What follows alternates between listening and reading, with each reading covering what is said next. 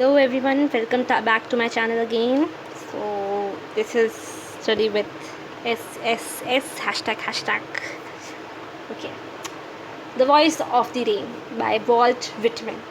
This is again a poem which has been written by Walt Whitman. So let me start with the poem now. Starting करने से पहले इस बार थोड़ा सा intro देते हैं. Know the meaning of intro? Abbreviation of introduction, yaar. So easy. Okay. The Voice of the Rain is a short poem by the famous American poet Walt Whitman. ये एक शॉर्ट फ्री वर्स पोएम है, ठीक है, याद रखना. ये poem एक free verse poem है and this is a free verse. This is a free verse poem, ठीक है. चलो. And who art thou? Said I to the soft falling shower. And who are you? तुम कौन हो? मैंने कहा किससे? Soft falling shower से. In this poem, the poet asks the soft falling rain who she is. वो कौन है? ठीक है. यहाँ पे the poet inquires the soft falling shower that who are you? Strange, na? Very strange. Strangely, the rain answers, calling itself the poem of the earth. खुद को poem of the earth कह के जो रेन आंसर करती है वो खुद को poem कहती है अर्थ का, ठीक है, कि मैं इस धरती की कविता हूँ. Which strange to tell, जो बहुत ही strange है बताना, मतलब strangely gave me an answer. उसने मुझे आंसर दिया. एज है ट्रांसलेटेड इस तरीके से, I am the poem of the earth. मैं अर्थ की पोम हूँ. Said the voice of the rain. Rain की आवाज़ ने बोला, बारिश की आवाज़ ने बोला. Eternal I rise impalpable out of the land and the bottomless sea. Eternal I rise. The rain says that rain हो कहती है that in an everlasting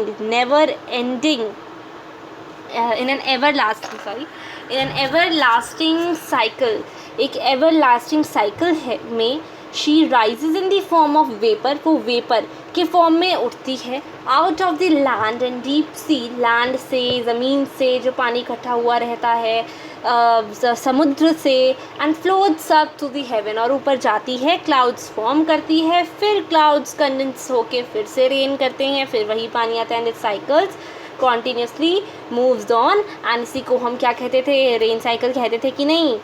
okay, सुनो. इटर्नल आई राइज यानी कि एवर लास्टिंग, एवर एंडिंग, ठीक है, जो never ending, ever lasting जो मैं हूँ वो हर रोज़ एक एवर लास्टिंग साइकिल हूँ जो राइज होती है इन the form of vapour of the rain. Rain के वेपर्स के फॉर्म में, out of the land, land से निकल के, एंड डीप सी, और डीप सी से निकल के, and floats up to heaven, और हेवन तक फ्लोट अप करती है, ठीक है. Eternal I rise impalpable out of the land and the bottomless sea, ठीक है. कहा ना, आई राइज इम्पैल्पेबल. इम्पैल्पेबल मीन्स होता है कि something which can not be touched. Untouchable नहीं कहेंगे, ठीक है, अनटचेबल नहीं कहेंगे. अनटचेबल्स कौन थे? अनटचेबल्स तो हरीज थे ना, जिनको गांधी जी ने नाम दिया था अनटचेबल्स, ठीक है. तो गांधी जी ने नाम नहीं दिया था, एक्चुअली अनटचेबल्स को हटाया था ये नाम, ठीक है. उन लोगों को हरी नाम दिया था. अच्छा, हरिजन्स, ठीक है. अच्छा, इंटैंजिबल यहाँ पे कहा गया है. इंटैंजिबल, जो चीज़ टच नहीं की जा सकती उसको हम क्या कहते हैं? ये इम्पैल्पेबल वर्ड है ना, जो चीज़ टच नहीं की जा सकती उसको हम क्या कहते हैं?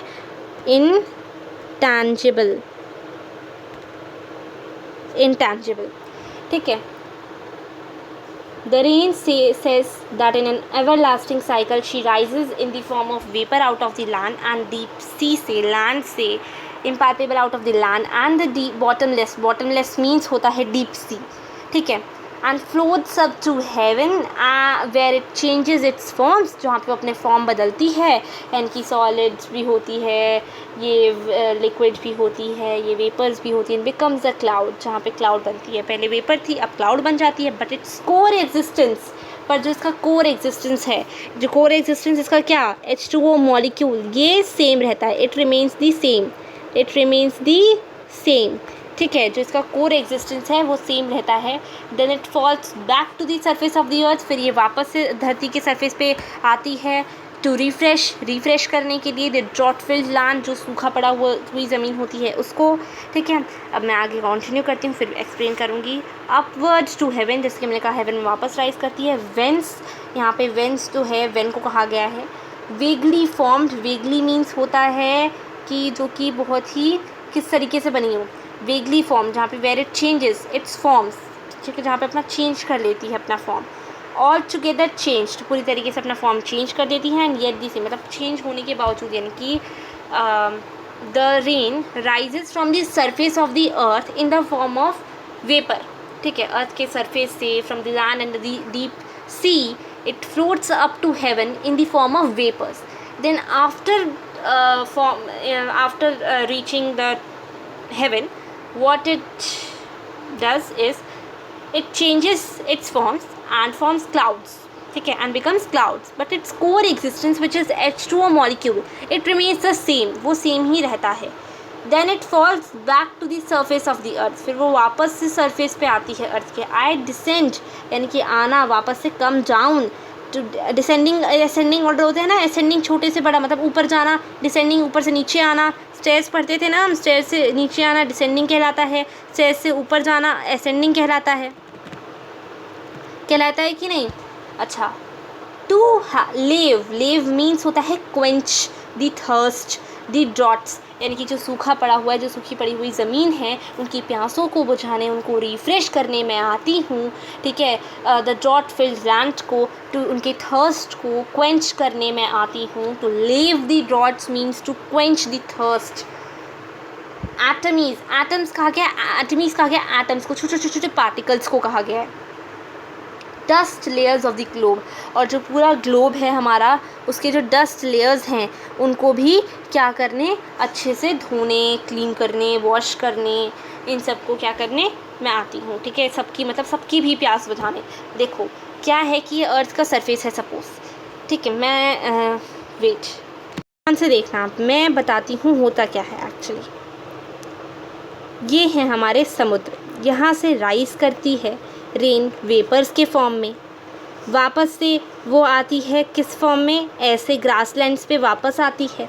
क्या करने के लिए, ड्रॉट फिल्ड एरियाज, यहाँ पे तो ड्रॉट फिल्ड अभी दिखाऊंगी नहीं मैं, इनको रिफ़्रेश करने के लिए, ठीक है, इनकी टू लीव द ड्रॉट्स, ठीक है, क्वेंच करने के लिए इनकी थर्स्ट को, एटमीज़ को, जैसे कि ये जो भी, जैसे कि मैं दिखाऊं तो ये लीव्स दिखेंगे आपको, ये लीव्स ना डर्ट से भर जाते हैं, डर्ट जब बारिश आती है तो एकदम क्लीन हो जाते हैं, ये डर्ट सारे निकल जाते हैं। तो इनको वॉश अवे करने के लिए dust layers of the globe और बाकी जो भी गंदगी धूल मिट्टी उड़ रही होती है सबको बैठाती है कि नहीं बारिश, ठीक है, तो ये सब करती है, ठीक है। Descend to leave the droughts, atomies, dust layers of the globe and all that in them without me were seeds only, और सब तो छोड़ ही दो, वो जो सीड, वो अगर मैं ना आऊँ ना तो वो ग्रो भी ना कर पाएँ, वो सैपलिंग्स तक ना बन पाए, प्लांट तो छोड़ ही दो, कहती है रेन, ठीक है।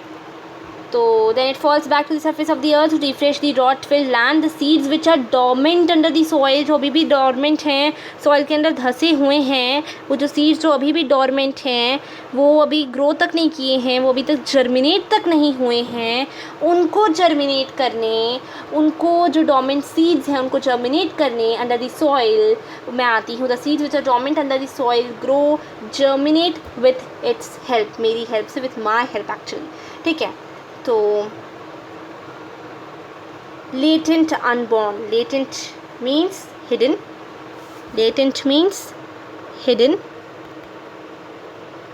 unborn यानी कि जिनका भी जन्म भी नहीं हुआ है, जो कि डॉर्मेंट हैं। and forever by day and night, और हमेशा, हर मतलब हमेशा, दिन हो रात हो, I give back life to my own origin, मैं अपने खुद के ऑरिजिन को दोबारा से ज़िंदगी देती हूँ। मतलब हर रोज़ मेरा जो साइकिल है, रेन साइकिल है, ये दोबारा से वेपराइज होना, क्लाउड्स बनना, बारिश आना, वेपर से क्लाउड्स बनना, ये पूरा जो प्रोसेस है ना, ये मेरा पूरा जो ऑरिजिन है ना, ये जो मेरी ऑरिजिन, यहाँ पे किसको कहा गया, मदर अर्थ को कहा गया है, ठीक है, और ये पूरी मेरी साइकिल चलती है। और मैं मतलब मैं अपनी ओन ऑरिजिन को, मैं अपनी खुद की धरती को, यहाँ पे ऑरिजिन किसको कहा गया है, यहाँ पे ऑरिजिन जो कहा गया है, यहाँ पे अर्थ को कहा गया है ऑरिजिन, हेयर अर्थ, ठीक है। एंड फॉर एवर, हमेशा करती रहूँगी। By day and night I give back life to my own origin, अपनी खुद की धरती माता पे जितने भी ऑर्गेनिजम्स हैं, whether they are human beings, whether they are non human beings, whether they are worms, whether they are plants, whether they are anything else, मैं सबको वापस से ज़िंदगी देती हूँ, क्योंकि एटलीस्ट मुझे इतना तो शुक्रगुजार होना ही चाहिए जिन्होंने मुझे ऑरिजिन दिया है, जिनसे मेरा महत्व है। The earth becomes vital and beautiful because it always gives new life to the earth, कि वो हमेशा new life देती है earth को when it returns to its origin। जब वो origin पे आती है, it makes the earth clean and clean, वो earth को clean और green करती है। The poet says and make pure and beautify it, और मैं उसे एकदम vital and beautiful and purify करती हूँ। For song issuing from its birthplace after fulfillment wandering, यानी कि ये जो कहा गया है कि the poet says that the rain returns to its birthplace, वापस से अपने birthplace पे आ जाती है the earth, ठीक है। Making it completes it's cycle, मतलब जो अपनी साइकिल कंप्लीट करने के लिए आफ्टर फुलफिलमेंट वॉन्डरिंग, ठीक है। ये जो है ना पैरेलल यूनिवर्स में चल रही हैं ये चीज़ें, पोट्री के साथ साथ ये जो रेन है ना पैरेलल यूनिवर्स में चल रही है, ठीक है। तो यही कहा गया है। तो यहाँ पे रेग्ड और अनरेग्ड, यानी कि रेग्ड या अनरेग्ड, रेग्ड या अनरेग्ड मीन्स क्या होता है। रेग्ड और अनरेग्ड जो होता है ये यानी कि हमसे साबुत जिसे कहते हैं, बहुत ही छोटी छोटी चीज़ें, और या मतलब जो ना हुई हों इस तरीके से। अभी चाहती मतलब देखो, it makes the earth clean and green. The poet says that the rain returns to its birthplace, making it completes its cycle. It does not care whether anybody pays heed or not. Rain continuously does her own work. मतलब duly with love returns, कोई कुछ मेरे लिए करे या कुछ ना करे, कोई मेरा ध्यान रखे या ना रखे, कोई मेरी केयर करे ना करे, मैं हमेशा अपने ड्यू लव रिटर्न्स के साथ ये सब करती रहती हूँ। इन दी फाइनल लाइन्स में जो पोएट है, पोएट क्या करता है, पोएट ड्रॉ करता है parallel between, poet draws parallel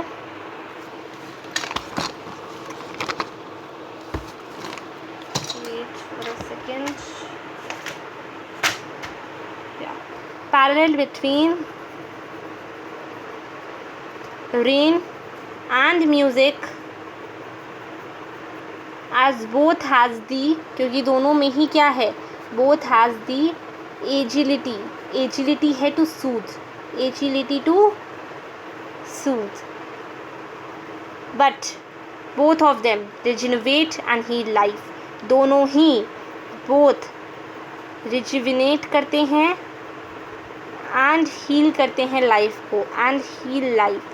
Hence जो पोएट है in the poem, hence the poet in the poem tries to show the significance of his poetry, अपनी पोट्री की सिग्निफिकेंस बताना चाह रहे हैं। as rain is to the earth, जैसे कि रेन जो अर्थ को बताती है, पोट्री is to mankind, जैसे कि रेन अर्थ को बताती है अपना क्या सिग्निफिकेंस, रेन अपना क्या बताती है, सिग्निफिकेंस, रेन अपना सिग्निफिकेंस बताती है, सिग्निफिकेंस किसको, अर्थ को, है ना, अर्थ के लिए कितनी इम्पॉर्टेंट है, और पोट्री मैनकाइंड के लिए कितनी इम्पॉर्टेंट है, सिग्निफिकेंट बताती है, ठीक है। तो यही चीज़ कही गई है। तो जो थीम है पोएम की वो इसी के तरफ रिवॉल्व करती है, जो कन्वर्सेशन है between the poet Walt Whitman and the rain, that the rain the eternal role that the rain plays in nurturing. Rain कौन कौन सा रोल प्ले करती है, it plays a major role in nurturing, quenching, purifying the various elements of earth, various elements को earth के various elements of earth। The rain returns the favor to its place of origin where it rises unseen from the depths of the water and from the land। है आप poem finishes, ठीक है। आप मैं poetic devices बता देती हूँ ज़रा जल्दी से, ध्यान में रखिएगा। यहाँ पे सबसे पहली पोइटिक डिवाइस है पर्सोनिफिकेशन। यहाँ पे human attributes lent to an inanimate objects, यानी कि पहले तो पर्सोनिफाई किया गया है रेन को एक लिविंग बीइंग के साथ, ठीक है। यहाँ पे क्या किया गया है, रेन को एक लिविंग बीइंग के साथ पर्सोनिफाई किया गया है। तो यहाँ पे जो है ना, जैसे कि रिप्लाई करती है स्ट्रेंज टू टेल, तो यहाँ पे पर्सोनिफिकेशन यूज़ होगा। यहाँ पे वेट में सब कुछ हटा देती हूँ।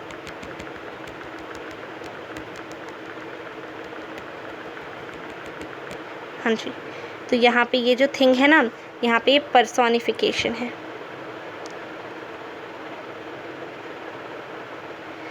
ठीक है, इसके बाद बोला गया है so rain has been personified as it has been given a voice in the rain, जैसे उसे आवाज़ दी गई है रेन में, तो पर्सोनिफाई किया गया है। यहाँ पे I am the poem of the अर्थ, यहाँ पे मेटाफर है I am the poem of the अर्थ, क्योंकि यहाँ पे बताया गया है कि मैं धरती की कविता हूँ, तो मैं धरती की कविता हूँ। यहाँ पे मेटाफर है, कंपैरिजन किया गया है कि मैं धरती की कैसे कविता हूँ, ठीक है। हाइपरबोले कहाँ है, एग्जैगरेशन फॉर इफेक्ट, यानी कि मतलब बहुत ही ज़्यादा एग्जैगरेट किया है बात को। हाइपरबोला यहाँ पे क्या है, बॉटमलेस सी, बॉटमलेस जिसका अंत ना हो, बहुत ही एग्जैगरेट किया गया, किसी बात को भी एग्जैगरेट किया जाए, बहुत ही वास्ट किया जाए, तो वहाँ पे हाइपरबोले यूज़ होता है, हाइपरबोल, ठीक है। ऑक्सीमोरोन आखिरी में किया गया है, रेक्ड और अनरेक्ड, डे एंड नाइट, ठीक है। यहाँ पे कौन सा यूज़ किया गया है, oxymoron. Two opposite ideas, recked और unrecked, day and night, day and night कहाँ गया, ये भी ऑक्सीमोरोन है यहाँ पे, ठीक है। नेक्स्ट यूज़ किया गया है यहाँ पे पैराडॉक्स, एक पैराडॉक्स यूज़ किया गया, मतलब कि एक स्टेटमेंट जो कि बहुत ही कॉन्ट्राडिक्टरी स्टेटमेंट है। I give life back life to my own origin, मतलब मैं अपनी देखो, मैंने तुम्हें ना इसकी मीनिंग पहले कुछ और बताई थी, बाद में कुछ और बताई, ज़रा ध्यान से मेरी बात को सुनना। अब इसके दो तात्पर्य निकल सकते हैं, इसकी दो मीनिंग्स निकल सकती हैं। दो मीनिंग्स कैसे निकल सकती हैं, पहला तो ये अपनी ओन ऑरिजिन को लाइफ देती है, यानी कि ये अपने अपने फॉर्म्स में बार बार वही फॉर्म्स में कंटिन्यू करती है। दूसरा कि अपनी धरती माता जो उसकी ओरिजिन है उनको लाइफ देती है। तो जो उनकी धरती माता है वो ओरिजिन ऑब्वियसली है, तो ये ज़्यादा मोर अप्रोप्रिएट, ज़्यादा सिग्निफिकेंट है, ये कंट्रोवर्शियल स्टेटमेंट है, इसी वजह से इसको यहाँ पे पैराडॉक्स रखा गया है। यहाँ पे इसको क्या रखा गया है, पैराडॉक्स रखा गया है, ठीक है। नाउ पैरेललिज्म, यहाँ पे ये जो आखिरी की दो लाइंस है ना, इनको पैरेललिज्म कहा गया है, पैरेललिज्म। अच्छा, इमेजरी कहाँ है, soft falling shower, I rise impalpable out of the land, descend to leave the droughts, ये सारी जो भी लाइंस हैं, मैं ज़रा कलर चेंज कर लेती हूँ हाइलाइटर का, अगर हो तो होता है तो मैं ज़रा इनको डार्क येलो करना चाहूँगी। यहाँ पे जो भी वर्ड्स है ना, इम्पैल्पेबल वाला कहाँ गया, impalpable out of the land, ठीक है। ये descend towards the to leave the droughts, atomies just layers of the, ये सब चीज़ें। और यहाँ पे सॉफ्ट फॉलिंग शार, ये सब चीज़ें क्या हैं पता है, ये सब चीज़ें इमेजरी हैं। पहली बात तो सॉफ्ट फॉलिंग शार होती नहीं है, बहुत ही सॉफ्ट फॉल कर रही है, मतलब ये इमेजिन किया गया है, राइट, हो नहीं रहा होगा, इमेजिन किया गया है। यहाँ पे descend to leave the droughts atomies, ये चीज़ भी इमेजिन की गई है, ठीक है। Gives the reader an image of gentle rain, एक जेंटल रेन की इमेज दे रहा है ये रीडर को, कि बहुत ही सॉफ्ट काइंड जेंटलमैन की तरह जो रेन है, तो ठीक है। ज़्यादा अगर मैं क्वेश्चंस डिस्कशन करने पे जाऊँ तो देखते हैं, कर ही लेते हैं, चलो। There are two voices in the poem, किनकी हैं ये voices, what do they belong to, which lines indicate this, the two poem begins in a controversial line that who are thou and who are thou, said I to the soft falling shower। so ये जो controversial conversational tone, controversial नहीं, conversational tone के साथ use किया गया है। तो जो टू वॉइसेस हैं are of the poet and the voice of the rain, ठीक है। The line indicates that indicates the voice of the poet and the rain and who are thou said I to the soft falling shower, and the lines indicate that the voice of the rain are that I am the poem of the earth, said the voice of the rain, ठीक है। What does the phrase strange to tell means? Actually, strange to tell means strangely, abruptly. This means that it is hard to believe, it is like a imagery that and you can, it is also hard to express the words that the soft falling shower has replied to the poet's question, which is quite impossible. At the beginning of the poem के beginning में the poet inquires the rain about its identity. जो poet है वो उसकी rain की identity के बारे में पूछता है, to which the rain replies that it is the poem of the earth. There is a parallel drawn between rain and music. Which words indicate this? There is a parallel drawn between the poem and music and the rain. The lines that I am the poem of the earth, said by the voice of the rain, reflects a connection between rain and the poem, as well as the connection becomes more easily visible in the final two lines when for song issuing from its birthplace after fulfillment wandering wrecked on unwrecked duly with love returns. For song के लिए ये जो last की दो lines थी ना, इससे बहुत ही अच्छे से और क्लियर हो जाता है लास्ट की दो लाइन्स कि for song issuing from its birthplace after fulfillment, for songs issuing from its birthplace after fulfillment, wandering wrecked or unwrecked, duly with love returns. ठीक है. In these lines the poet draws similarities between rain and music. That rain is significant to the earth while the music is significant for a person. ठीक है. The song issues from the heart of the poet and the travels to reach others. It wanders and whether heard and enjoyed or not, eventually returns to its creator with all due love. Similarly, rain originates from the earth after fulfilling its role of spreading beauty and purity, returns to its origin. ठीक है. Both are perpetual in nature. ठीक है. Moreover, the sound of the soft falling rain is itself a kind of music. ठीक है. itself एक kind of music है. यहाँ पे यही कहा गया है, साफ साफ बात यहीं पे कहा गई है कि जो पोएट है, the poet draws a similarity between the rain and the music, like the music whether it is being liked by the people or not, it is the song issues from the heart of the poet and travels to reach others. It wanders whether heard or unheard, it eventually returns to its creator, ठीक है, with all due love. Similarly, rain originates from the earth, whether it is being cared or not, whether it is being given such seek attention or not. So it just after fulfilling its role of spreading beauty and purity returns to its origin, and thus both are perpetual in nature. ठीक है. Cyclic movement को बताना है next question में कि कैसे कैसे होता है सब कुछ साइंस की लैंग्वेज में. लास्ट टू लाइंस एक तरीके से कह सकते हैं पैरेलल ड्रॉ करती हैं, सिमिलैरिटीज़ ड्रॉ करती हैं रेन और सॉन्ग के बीच में. पेयर ऑफ अपोजिट्स हो ही गए, rise, descend, day, night, recked और अनरेक्ड.